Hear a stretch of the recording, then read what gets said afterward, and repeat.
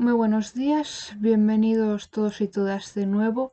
Hace ya un buen rato, un buen tiempo que no subía ninguna reseña ni nada y me alegro de volver, porque créeme, he estado esperando mucho, ¿vale? A tener el tiempo necesario para poder verme todos los episodios de esta miniserie y finalmente la he terminado y he cumplido mi objetivo, que es hacer esta reseña en el canal. Y creo que hasta ahora nadie había hecho ninguna, hasta donde yo he investigado, ¿no? Que no ha habido otros canales ni otros vídeos en los que alguien haya hecho una reseña ni siquiera en otro idioma de esta adaptación. Y bueno, supongo que soy la primera.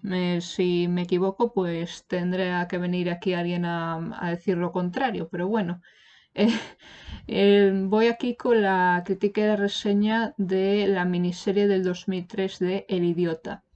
Es bueno, una adaptación de un libro bastante famoso de Fyodor Dostoyevsky.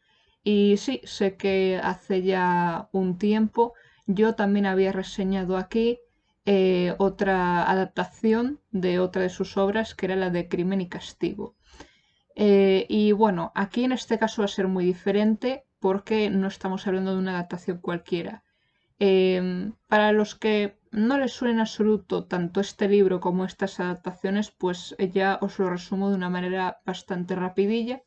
Es una novela que publicó creo que justo después de Crimen y Castigo, que fue una de sus primeras grandes obras, cuando digo grande, de gran extensión, porque luego están las novelas cortas que había escrito cuando él era más joven, ¿no? Como las de Noches Blancas, las de Pobres Gentes, creo que también Memorias del Subsuelo, si no me equivoco, y también estaba esta novela más corta que yo tengo pensado leer en un futuro, que se llama El Jugador. ¿Vale? Luego vienen los que son lo que yo llamo los tochos, ¿vale? Los tochos que son historias larguísimas, con un huevo de personajes, cada uno con diferentes apelativos y apodos, que te haces la picha un lío, ¿vale? Y bueno, El Idiota es ya más... a ver, no quiero compararla con Crimen y Castigo, claro, pero son hasta ahora las dos obras de este autor que me he leído, no me he leído más. Entonces yo lo comparo en el sentido de cuál me gustó más hasta ahora. Yo creo que es, o sea, y lo entiendo, ¿no? Entiendo que la gente aprecie más Crimen y Castigo o que la recomiende más que esta, básicamente porque es una historia más rápida, dinámica y que tiene una narrativa que es más digerible para el lector promedio. Y también porque no mete tanto relleno, va más directo al grano o a lo que a la gente le interese, ¿no?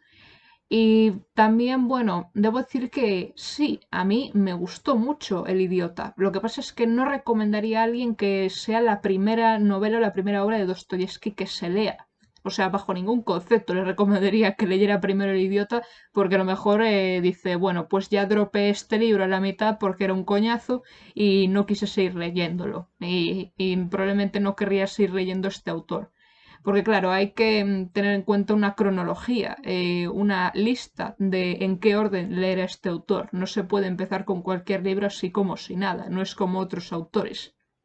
El caso es que, claro, es una novela más personal, más de un tipo autobiográfico. Es cierto que también las novelas cortas que escribió en su juventud, ¿no? Cuando era más joven, pues eran más también de ese estilo, ¿no? De esa manera. Pero lo que viene siendo esta es una que tiene una extensión que además abarca otro tipo de personajes, cosas que ya no son autobiográficas y que retrata bastante bien lo que creo yo podría ser la sociedad rusa en San Petersburgo en aquellos tiempos, ¿no? Y bueno, esta adaptación concretamente es la mejor que se ha hecho hasta ahora porque en cuanto a adaptaciones de esta obra, sé que existe una del año 58 hecha en la época de la URSS que tenía Yuri Yakovlev interpretando al príncipe Mishkin y luego hay una adaptación de Akira Kurosawa ambientada en Japón. O sea, Akira Kurosawa adaptó tanto la obra de Shakespeare con la película Rank como la de Dostoyevsky con El Idiota. Es algo que tiene mucho mérito, ¿no? Porque adaptarlo de esa manera a tu país y que te salga bien es muy difícil.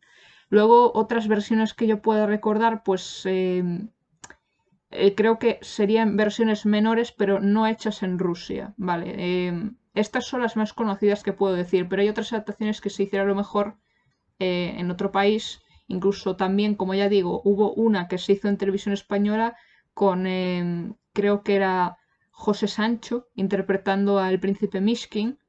Y bueno, no recuerdo así el resto de actores, pero era el más conocido, ¿no? Era una adaptación hecha así para televisión española y creo que decían que las actuaciones no estaban muy allá, pero bueno, yo le daría un intento, ¿vale? A lo mejor algún día me veo también esa adaptación. Bueno, la historia tiene muchos personajes y voy a ir contando así poquito a poco quién es quién. Y espero que no sea demasiado lioso, porque también yo cuando antes de leerme la historia me estaban explicando a lo mejor en resúmenes o en reseñas que veía quién era quién, pues me hacía un poco también un lío. Pero bueno, yo voy a intentarlo de la mejor manera posible.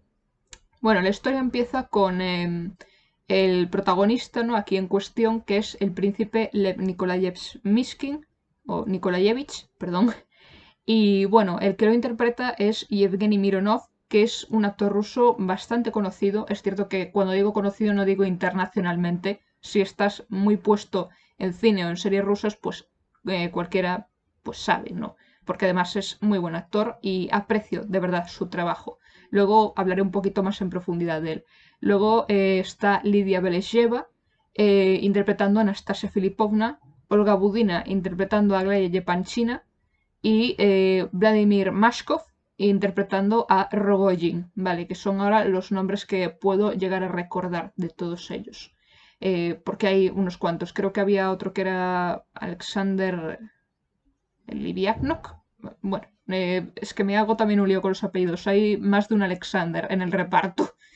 Bueno, pues empieza con este joven, no, el príncipe, viajando en un tren hasta Rusia desde, no sé si era desde Polonia, o sea, por encima en medio de invierno que hace un frío de cojones. Bueno, pues está ahí y resulta que está sentado enfrente con Rogojin, ¿no? Que lo conocen, bueno, en ese viaje y empiezan a tener una conversación acerca de esa mujer que dice que Rogojin está obsesionado con ella, que es Nastasia Filipovna, ¿no? Es una mujer que tiene fama de ser arrogante, altanera, que es despiadada con los hombres y bueno, él le hizo, o sea, la Anastasia esta le hizo un desplante con unos pendientes que este le quiso regalar, pero él sigue en su empeño de querer conquistarla, ¿no? Y a esto se les une en la conversación un chismoso, ¿vale? Un funcionario llamado Lebedev, que luego también tiene mucha importancia en la historia, y Mishkin básicamente explica la suya, ¿no? Mishkin es un príncipe que, como ya digo, quedó huérfano cuando él era niño y él es el último de su dinastía, ¿no? De la dinastía Mishkin, es el último que queda. El problema es que él es epiléptico, tiene esa enfermedad desde que era muy joven y estuvo durante muchos años en Suiza, estuvo ingresado en una institución mental, tuvo un tutor llamado Pavlishev, que fue básicamente su benefactor y fue como un padre para él, y luego tenía otro tutor que se llamaba Schneider, que era de origen alemán, que bueno, en Suiza hay alemanes, hay muchos alemanes, así que no se puede decir ahí lo contrario, ¿no? Y bueno, también había gente de un, bueno, cuenta ahí una historia más adelante sobre una chica de la que él se apiadaba, ¿no? Que era como una paria de aquel pueblo, de aquel lugar en el que él vivía, que se llama Marie, ¿no? Pero bueno, eso es una historia muy secundaria. El tema es que cuando su benefactor Pavlishev muere, pues le da una herencia y él sabe o se entera de que tiene una pariente muy, muy, muy lejana viviendo en San Petersburgo, ¿no? En el sitio en el que él nació, que es la generala Yepanchina. Aunque sea una pariente muy lejana, dice, bueno, pues como no tengo a dónde ir, pues de momento me instalaré ya sea en su casa o en un sitio que ellos me puedan proporcionar y conseguiré un trabajo, ¿no? Porque claro, a pesar de que él sea un príncipe y tenga una herencia, como que no tiene mucho dinero, ¿vale? No es lo que se dice un ricachón y vive y actúa de forma humilde. Y ahí está el tema de por qué esta historia se llama El idiota, porque Mishkin es una persona increíblemente bondadosa, es un hombre justo, es un hombre bueno, y llega a ser tan bueno hasta el punto de que puede llegar a rayar en ocasiones la ingenuidad. Y por eso mucha gente piensa o se cree que él es un idiota. Y bueno, eso también está relacionado con su epilepsia. Básicamente digo que esto tiene carácter autobiográfico porque el propio Dostoyevsky también era epiléptico. De hecho, su primer ataque de epilepsia fue con 18 años, cuando se enteró del asesinato de su padre. Y desde entonces fue una cosa terrible con la que él tuvo que lidiar el resto de su vida. Y bueno, en esa época era muy difícil, ¿vale? Era muy duro tener ese tipo de enfermedad, tanto esa como las que se pueden parecer como la narcolepsia, por ejemplo. Pero yo creo que incluso en esos tiempos los epilépticos eran incluso considerados enfermos mentales. Es decir, la epilepsia no es una enfermedad mental, es más bien una enfermedad que te afecta en el funcionamiento del cerebro. Es un problema de las neuronas, creo yo. O sea, no sé si estoy equivocado o no, pero es una cosa que afecta a esa zona, pero no por ello es una enfermedad mental. Entonces, claro, se decía, bueno, ya incluso tiempos más pretéritos, se decía que los epilépticos eran gente endemoniada, no por los ataques que tenían, pero obviamente no era así. Lo que pasa es que en el siglo XIX, pues ellos eran tachados de eso, no, de enfermos mentales. Era una dolencia o algo que no se sabía muy bien cómo se debía de tratar. Y simplemente una persona epiléptica pues debía de estar metida en un centro de salud mental por un tiempo indefinido, aislado del resto de la gente, hasta que se consideraba que pudiera estar curado o bien tratado de la manera adecuada. Porque claro, tampoco se sabía cómo se podía tratar la epilepsia. Es una enfermedad que nunca se va, que siempre está ahí, pero que puedes evitar tener los ataques. Tú puedes tratarlo. No sé si hay medicaciones contra la epilepsia, porque esto ya es algo que desconozco, pero sé que tienes que estar evitando estar expuesto a luces parpadeantes, intermitentes, o gente que es fotosensible y tiene propensión a eso, pues lo tiene que evitar, ¿no? Y luego también los sobresaltos o las emociones muy fuertes pueden llegar a provocar ataques de epilepsia. Entonces es como que también esta gente estaba asociada a ser personas extremadamente delicadas, que eran débiles, que se necesitaba sobreprotección para ellas.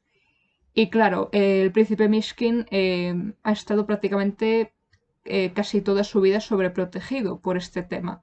Es alguien que, claro, creen que algunas personas deberían de tratarlo con condescendencia porque piensan, o sea, catalogaron su enfermedad como idiocia, ¿no? Que creían incluso que si tenías muchos ataques epilépticos te convertías en un idiota, pero eso es porque las secuelas de la epilepsia suelen ser que tú te quedas como atontado, ¿no? Que te quedas en plan que no sabes bien qué hacer, ¿no? O sea, eso es lo que yo pienso que puede llegar a pasarte. Y bueno, sí, en los peores casos puedes morir por un ataque, pero eso es extraño, creo yo. No estoy completamente segura. También si la epilepsia es muy fuerte, pues sí te puede ocurrir. Bueno, el tema es que este hombre, después de la conversación que tiene con Rogojin, pues va allí, no, va a la casa de esa mujer que se supone que es su pariente y se presenta ante ella y a el marido, ¿no? Que es el general Yepanchin, que bueno, se supone que es un general retirado, pero que actualmente está en el funcionariado de Rusia, ¿no? Porque en Rusia lo que sobran son funcionarios y esto lo critica el autor. Después están las tres hijas de este matrimonio, que son Alexandra, Adelaida y Aglaya, que es la más importante, ¿no? La hija pequeña. Y bueno, también debo decir que esta adaptación, que no sé si se hizo para televisión o algo así, me imagino que lo fue, está dirigida por Vladimir Borko. Este director creo que dirigió algunas otras obras importantes, pero ahora no las recuerdo bien, ¿vale? Es que es muy difícil e intentaré investigar sobre esto, pero bueno, luego lo digo.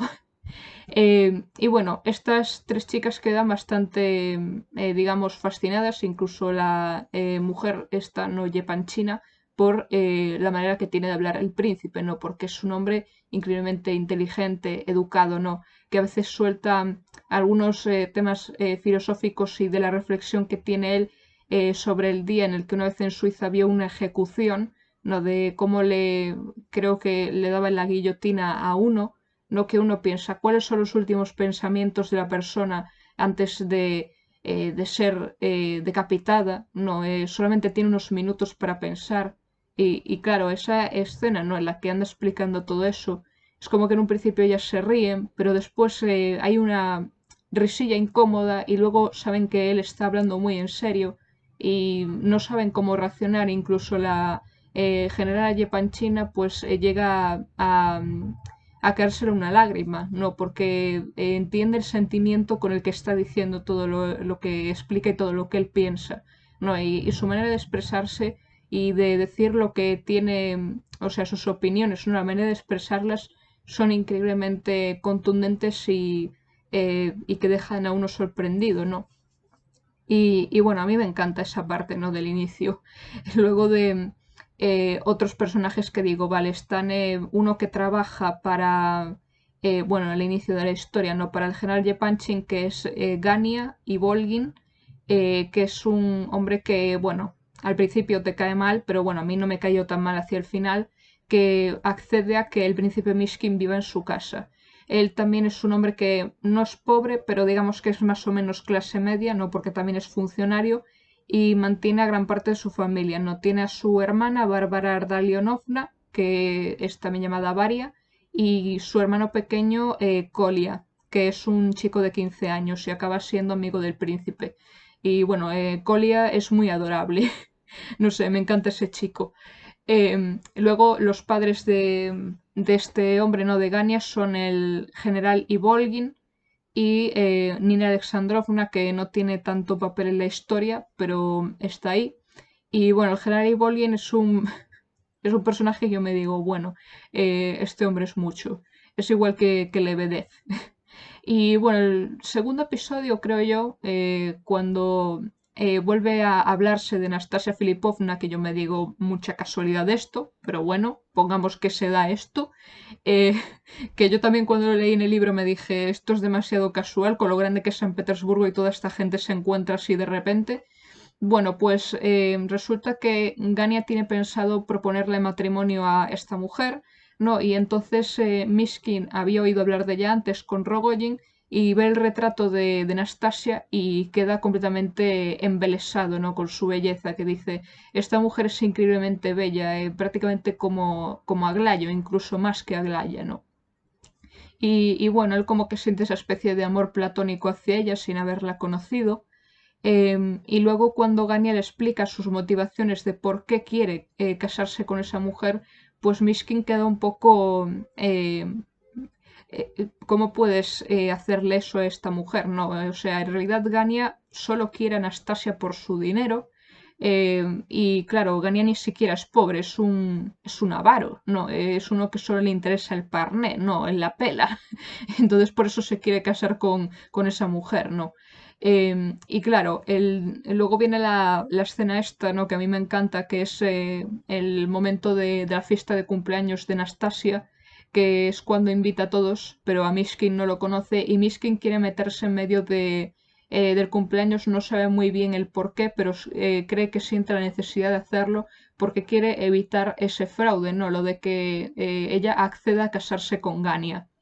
Y bueno, Colia le acompaña, luego él se va allí y después aparece, bueno, lo mejor de todo, ¿no?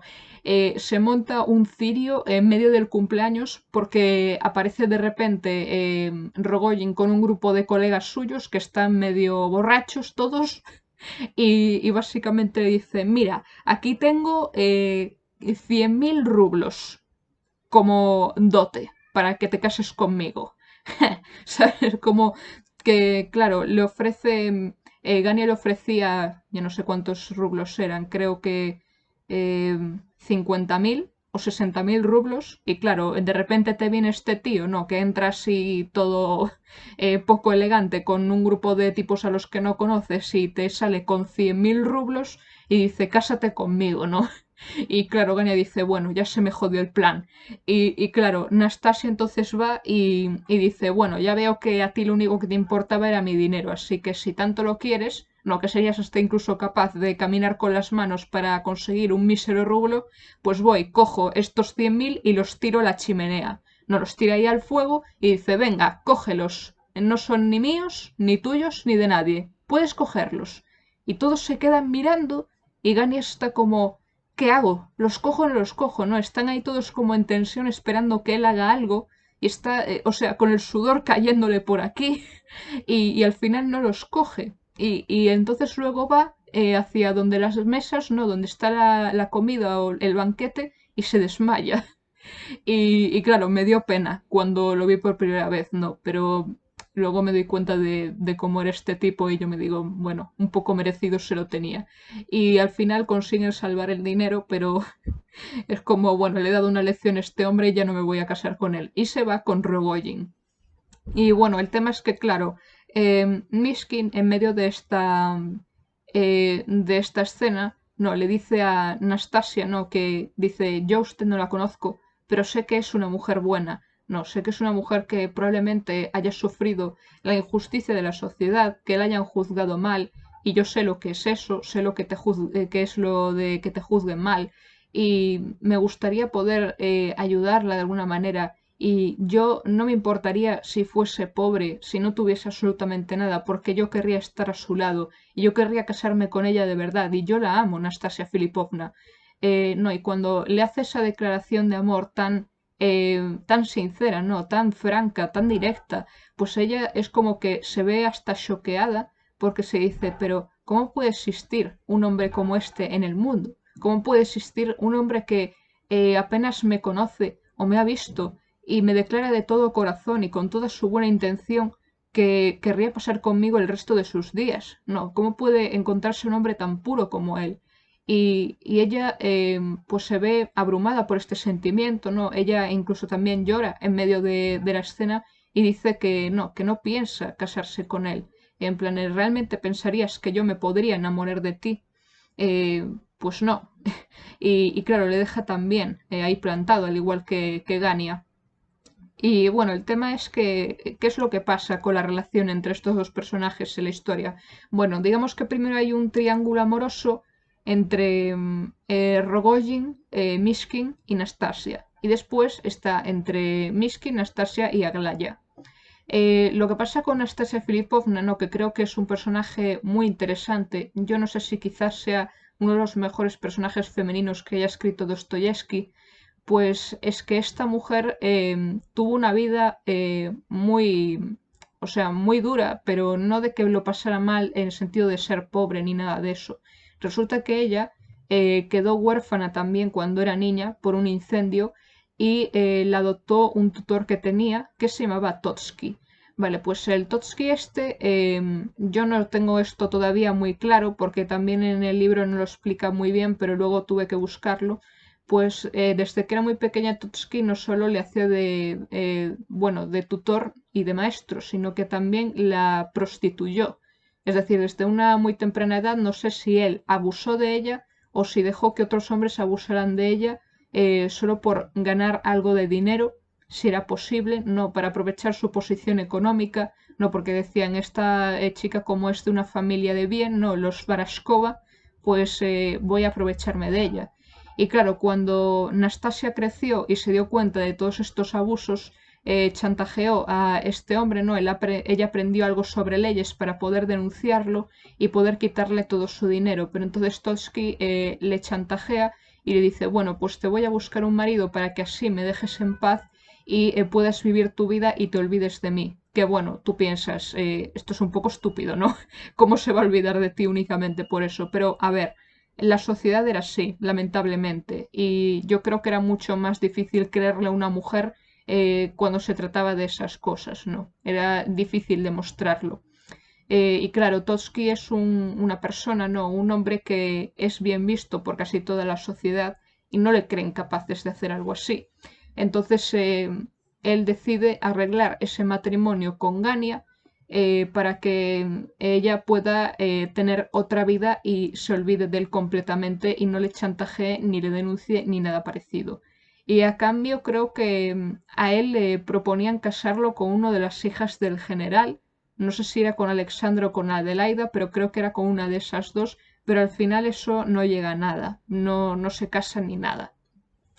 Y bueno, esta es la triste historia de esta mujer porque desde ese día, claro, ella desarrolla una personalidad que creo que hoy a día, o sea, los psicólogos lo catalogan como el trastorno límite de la personalidad.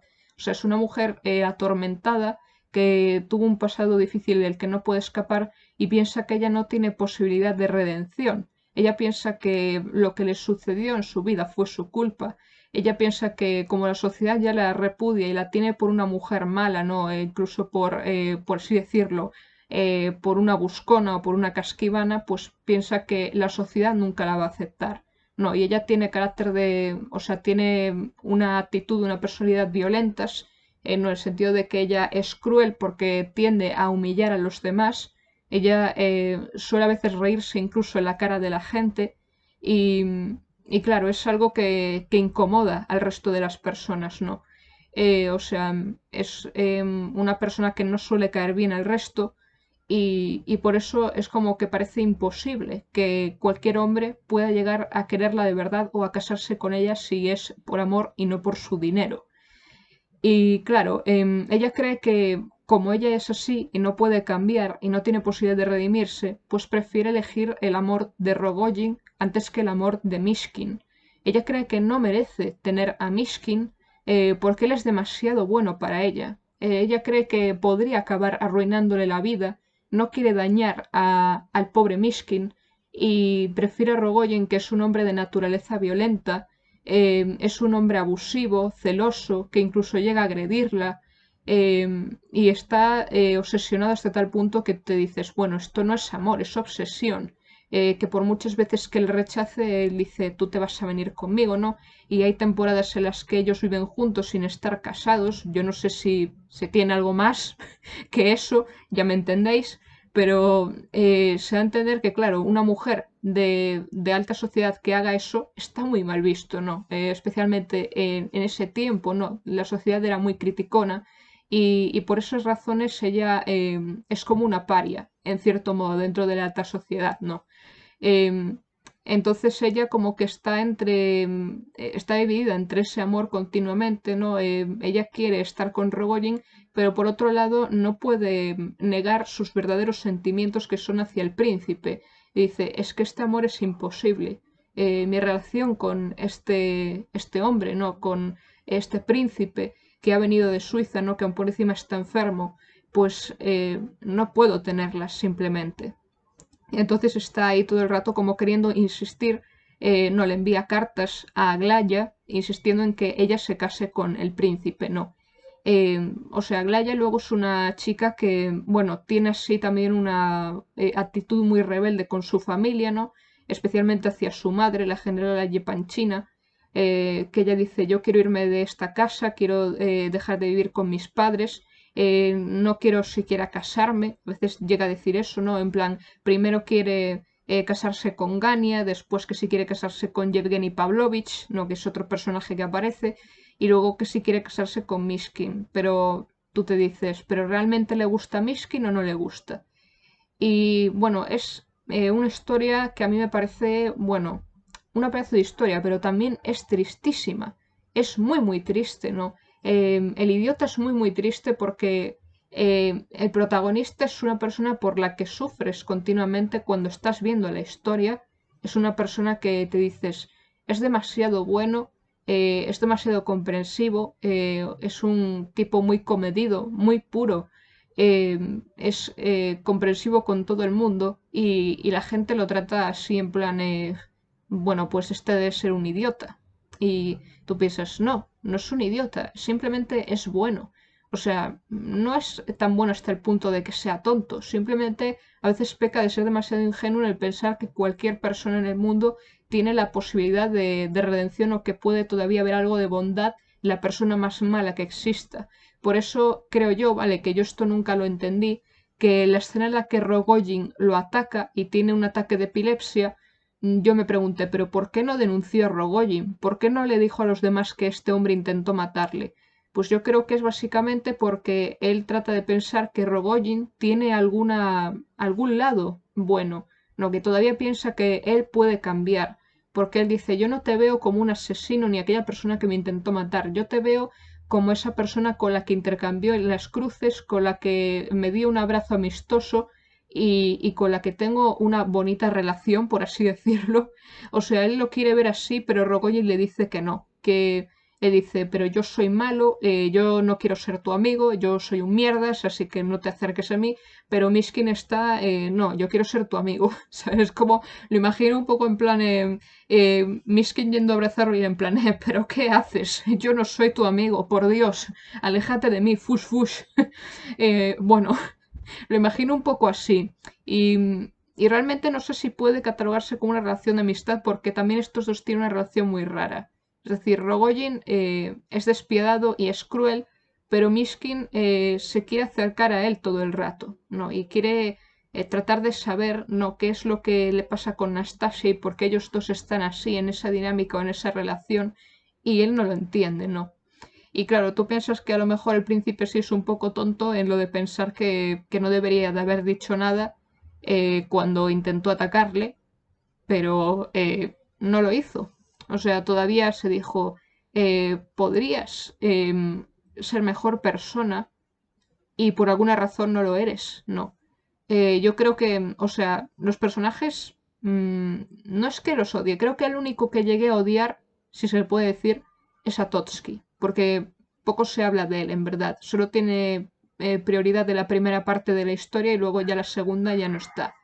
Pero a Rogojin no lo odio. Es decir, es puesto como el villano principal de la historia normalmente, pero no es un personaje que llegue a odiar, sino por el que incluso siento pena y compasión, al igual que Mishkin.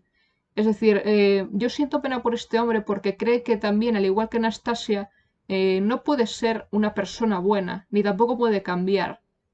Es decir, él tiene una autoestima, creo yo, tan baja que piensa que Anastasia le puede engañar con otro o se puede ir con otro, ¿no? Porque también ella es muy voluble, no tiene claros sus sentimientos, está tan obsesionado con ella que dice, si es necesario, pues la mato, ¿no? Como la típicamente de marido, novio celoso, maltratador, ¿no? Que piensa que su mujer le puede engañar con cualquiera y por eso decide matarla, ¿no? Y es verdaderamente triste, ¿no? Porque creo que incluso él se sorprende de la extremada bondad del príncipe en lo de intentar creer que él puede cambiar, ¿no? Y entonces dice, pero este tío, ¿por qué se apiada tanto de mí? Si debería de odiarme, debería de tenerme asco, pero no le tiene asco. Eh, y es algo llamativo, ¿no? Luego también, a ver, estos dos personajes secundarios, ¿no? El general Ivolgin y Lebedev. Vale, pues Ivolgin es uno que, bueno, sí fue general, pero ya está pasado de sus días de gloria y se inventa historias o también chochea y Gania se avergüenza de él, no, se avergüenza de su padre. De hecho, esta escena que me hizo un poco de gracia, ¿no? Cuando Anastasia entra por primera vez en casa de Gania, así sin avisar, y entonces aparece el padre, ¿no? El Ivolgin, para contarle una historia diciendo que tenía ganas de conocerla, pues Gania se pone en plan, ¿sabes? Como, oh shit, here we go again. ¿Sabes? Gania está en plan, joder, ya viene este a dejarme en ridículo, Dios mío. Me encantan ahí las expresiones de Gania de, oh mierda, ya la hemos cagado. No, pues eso. Y bueno, en esa escena también hay un momento en el que Varia, su hermana, le dice que no se atreva a hablarle así, ¿no? Y Gania está por pegarle, pero Mishkin lo interrumpe, ¿no? Y le sujeta la mano y hace que no le pegue a su hermana. Y es algo que, ¿sabes? Es como que te recuerda. Bueno, es una cosa que muchos han dicho, ¿vale? No lo he dicho solamente yo, los que estudiaron esta obra de Dostoyevsky, ¿no? Que el príncipe Mishkin es como la encarnación de Cristo en la tierra, o la imagen de él, no. Pero a ver, yo prefiero no pensarlo así, porque a Jesucristo, tal como lo pinta la Biblia, lo ponen como un ser perfecto que, aunque cometa errores, se le justifican los errores diciendo, no, es que lo hizo porque tal. ¿Sabes? Y yo creo que es injustificable. Pero bueno. El tema es que creo que se refiere a que este hombre, no, el príncipe, tiene los valores cristianos, no de, bueno, de la Iglesia Ortodoxa concretamente, aunque da un poco lo mismo, no, valores cristianos de ayudar al prójimo, no ser vengativo, en ocasiones tener que poner la otra mejilla. Bueno, digo en ocasiones porque él no suele tomar venganza contra nadie, no es vengativo y se apiada de todo el mundo, hasta de la persona más mala del mundo, cuando lo normal, vale, lo considerado normal en la sociedad es no apiadarse de esas personas, no tenerles ninguna pena ni tampoco intentar ayudarlas. Es, bueno, es algo que consideras lógico, ¿no? Lo de alejarse de las personas malas o de las personas tóxicas. No, tú piensas, bueno, lo normal es alejarse de ellas, pero ¿qué pasa cuando estas personas van a por otras que quizá no lo perciben al primer momento? Pues yo creo que esa gente se le tiene que arreglar de algún modo. No sé, bueno, o por lo menos intentar buscar alguna manera de que mejoren. Que hay gente que es muy pesimista y dice las personas no cambian.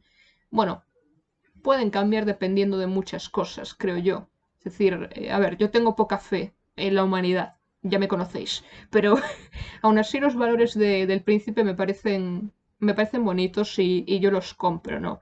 Y me gustan mucho. Eh, y bueno, la relación, como ya dije, que tiene, por ejemplo, con Colia, me parece preciosa. Luego, la que tiene con Aglaya es, o sea, el príncipe a veces es como un niño en el cuerpo de un adulto y a veces Aglaya como que se burla de él sin que él lo sepa, pero son burlas inocentes, ¿no? Que luego él a lo mejor las entiende y también se ríe. Y es algo bastante entrañable, ¿no? Pero claro, ¿qué pasa? Que Aglaya es una mujer que quiere poner a prueba al príncipe constantemente, ¿no? Y entonces llega incluso a humillarlo cuando se le propone lo de que él pida su mano y él se le declara de una manera muy sincera, pero ella se ríe en su cara y después se disculpa y llega incluso a sentirse mal.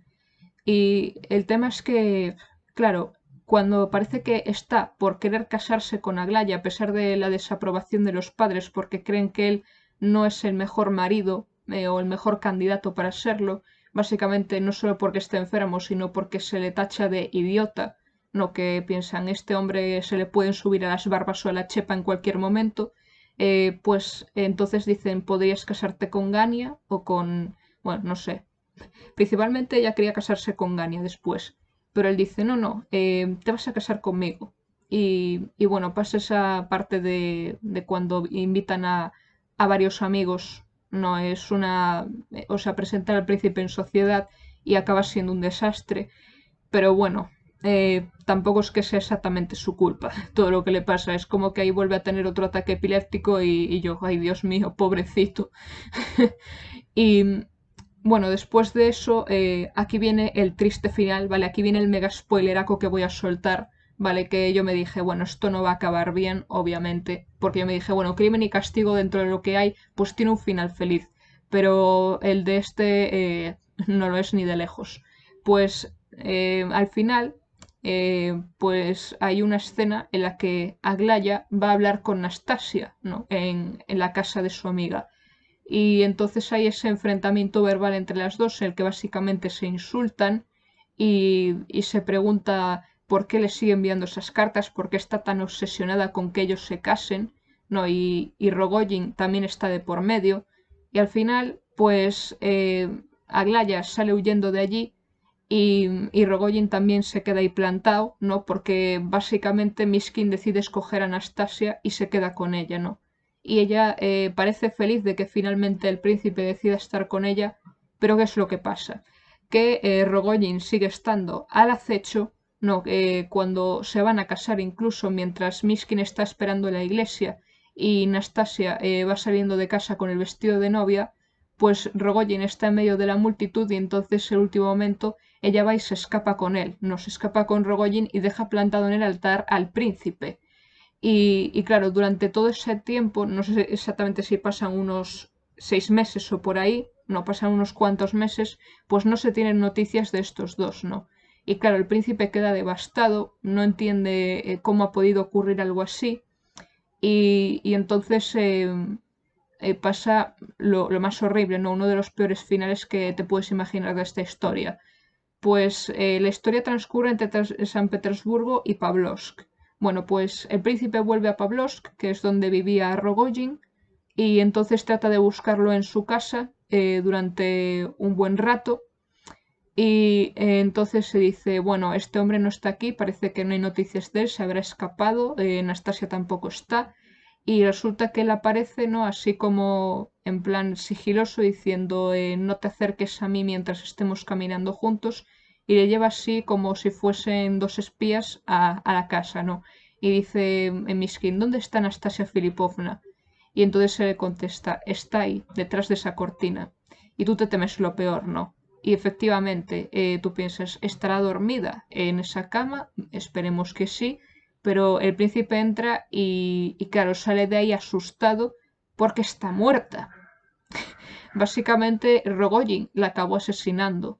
Él dice, tuve que clavarle un cuchillo en el, no sé si fue en el pecho o debajo del pecho, porque sabía que tarde o temprano ya se escaparía o se iría con otro o me abandonaría y prefiero tenerla muerta antes que en un sitio en donde yo no sepa dónde está, porque podría quedarme solo para siempre y no quiero vivir solo.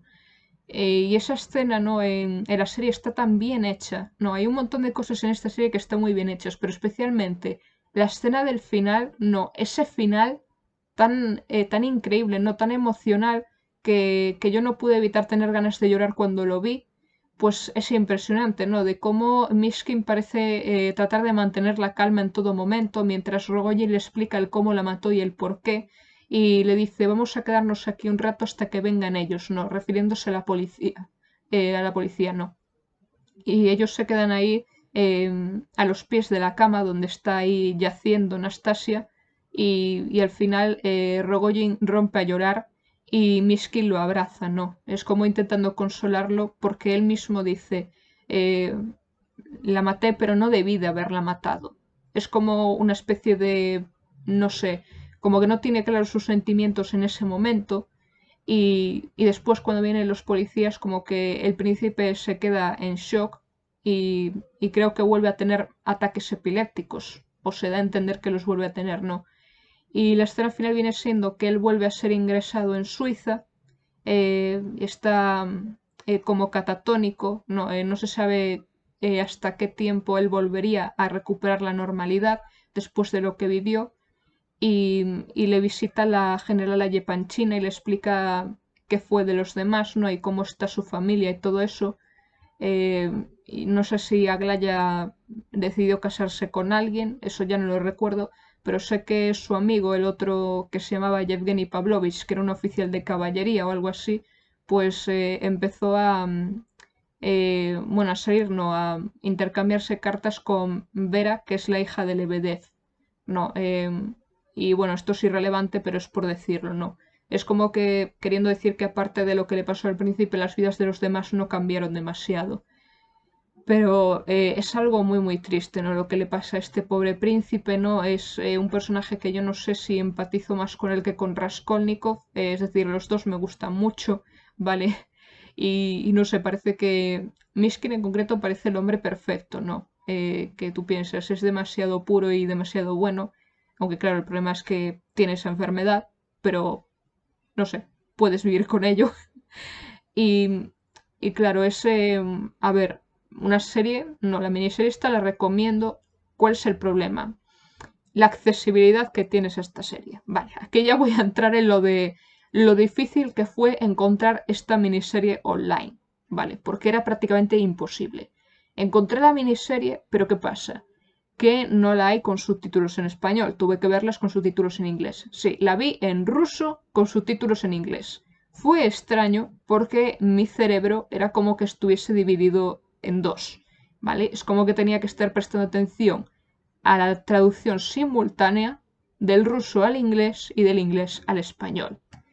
Es muy extraño cuando tienes que hacerlo así, pero no te queda otra. Que yo a veces me he llegado a perder diálogos, me he perdido frases y palabras, pero claro, como ya leí el libro y lo entiendo todo por el contexto, pues no tengo problema. El problema es que cuando tú no te has leído el libro y tú te ves esta serie sin tener ni idea de qué va apenas, pues igual no te entraste una mierda. aun si tienes un nivel muy alto de inglés, te puedes perder diálogos, te puedes perder palabras porque a veces hablan rapidísimo y no entiendes qué es lo que está pasando. Y, y bueno, es una pena, ¿vale? Es una pena que esto no solo ocurre con esta miniserie, sino con muchas otras, ¿vale? Es una pena que aquí en España el contenido audiovisual ruso sea tan escaso, o la accesibilidad a él. Es decir, puedes ver películas como Ben y Mira, otras películas de la época soviética, ¿no? Como, bueno, otras adaptaciones, ¿no? La adaptación del 58 del Idiota. Puedes encontrarte algunas otras miniseries recientes, ya de la época postsoviética. Hay incluso una en la que salió Yevgeny Mironov, ¿vale? Hablando ahora otra vez de este actor, que es una miniserie sobre la vida de Dostoyevsky. Sí, él mismo interpreta al escritor en esa miniserie y también interpreta al príncipe Mishkin, que es algo curioso. Y es un actor más bien conocido, más que otros. Bueno, también Vladimir Mashkov es bastante conocido. eh, y es una pena no poder disponer más de ello. Es decir, las películas de Tarkovsky, por ejemplo, sí te las puedes ver subtituladas en cualquier sitio, pero otras películas menores, otras series que se están haciendo ahora, no, una que encontré recientemente que es una sitcom llamada Kuchnia, que significa cocina, pues habla sobre las peripecias de un grupo de cocineros en un restaurante y no hay manera humana de encontrarla con subtítulos en español y es una pena, ¿no? O sea, hay muy pocas, por no decir prácticamente ninguna película rusa que esté doblada al español y ya subtituladas, ya ni os digo. Bueno, es más fácil encontrar subtituladas, pero es algo rarísimo. Y, o sea, es algo que me da rabia, ¿no? Porque, por ejemplo, de este actor, ¿no? De Yevgeny Mironov, puedes encontrar mucho contenido, pero, por ejemplo, de el que interpreta a Raskolnikov en la versión de 2007 de Crimen y Castigo, Vladimir Kochevoy, pues participó en muchas cosas, pero cuando lo buscas en internet apenas hay nada. O sea, no te aparece nada y creo que a menos que sea ruso de un país cercano a ese, pues no encuentras información sobre estos actores. Y tampoco, bueno, encontraba algo sobre Lidia Belezheva, la que interpreta a Anastasia, pero poco, la verdad. Y bueno, decir que yo creo que ella es perfecta para el papel de Nastasia Filipovna, porque además es una actriz muy guapa. No, es una mujer que te dices, es exactamente como Dostoyevsky la describió en su libro, o prácticamente es un poco lo mismo. Es cierto que dicen que la versión del 58 parece mejor hecha, no, que no es tan exagerada, pero a mí me gusta mucho la de esta versión. Y Yevgeny Mironov también me parece bastante creíble como el príncipe, es una buena decisión. Que, bueno, Yuri Yakovlev, pues también puedo creérmelo, pero creo que ahí en esa época, no en el 58, creo que las actuaciones estaban mucho más exageradas, que todo era muy exagerado. También hay otro personaje aquí secundario que es Ferdishenko, que bueno, es un poco el que hace las gracias, pero solamente es por mencionarlo aquí, y luego otros que podría mencionar luego. También está este que se llama Hippolyt, que es un amigo de Colia, bueno, amigo, por así decirlo, no por circunstancias que hay, que es un chico de 18 años que tiene un pensamiento nihilista y está enfermo de tuberculosis, ¿no? Él dice, no me queda mucho tiempo de vida e incluso en medio de la fiesta de cumpleaños de Mishkin, él decide quitarse la vida con una pistola, pero la pistola estaba cargada, lo que pasa es que no sé, hubo un problema con el gatillo o algo así y no se mata. Pero a mí me parece increíble lo de ¿sabes? De cómo la gente pasa de ello completamente. Él lee una carta que él mismo escribió a todos los demás, completamente compleja, sobre él, cómo se siente él en la sociedad y el por qué él quiere quitarse la vida. Y todos están como en plan, bueno, y a mí que, como, bueno, sí, ¿quién tiene hambre? ¿Sabes? Como si pasaran totalmente de él y ni siquiera creen realmente que él sea capaz de matarse delante de todo el mundo, ¿no? Él dice, seguro que se está tirando un farol y al final él planea matarse pero no lo consigue y bueno, acaba siendo, ¿sabes? Es un personaje que te dices, bueno, este es un poco rarito, pero luego piensas, bueno, puedo entender su pensamiento, ¿no? Es simplemente un chico que, como sabe que no le queda mucho por vivir, pues empieza a tener preguntas existenciales y por eso piensa de esa manera, ¿no? Es como los principios del nihilismo que luego influyeron a Nietzsche, ¿no? El pensamiento de la vida es un sinsentido, ¿no? Nada importa en este mundo.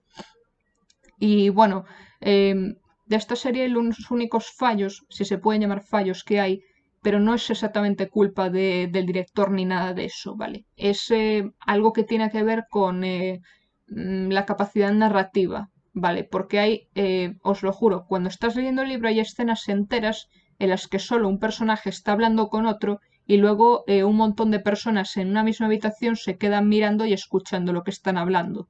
Yo me digo, esto no pasa en la vida real ni de broma. Pero, claro, se da esta surrealista situación cuando están en la serie, ¿no? Cuando lo ves ahí, tú te dices, bueno, esta gente estaría hablando a lo suyo y sus conversaciones ahí ajenas a las de estos dos, pero todos se quedan ahí callados oyendo o escuchando a estos dos, ¿no? Y tú piensas, bueno, supongo que es lo que hay. Luego también hay un pequeño fallo de récord en una escena, ¿no? En el cumpleaños de Anastasia, que es cuando ella se quita su colgante de perlas y cuando viene Rogoyen vuelve a tenerlo puesto. Pero es solo durante unos segundos la escena, luego vuelve a tener el cuello desnudo.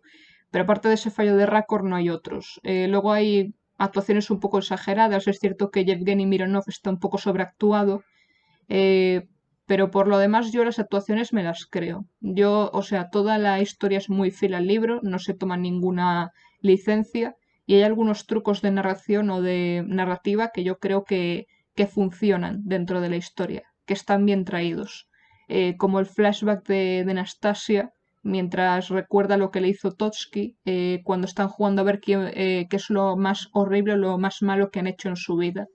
Y yo creo que esa parte está muy bien. O sea, esta miniserie es prácticamente de 10.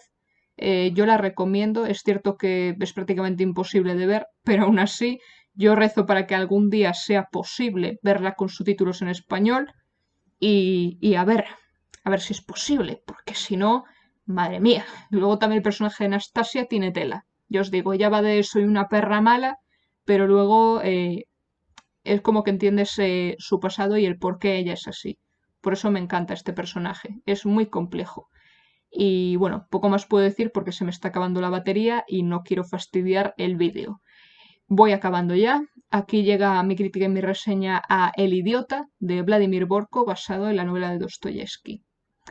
O sea, buenos días y muchas gracias por haber visto esto hasta el final. Chao.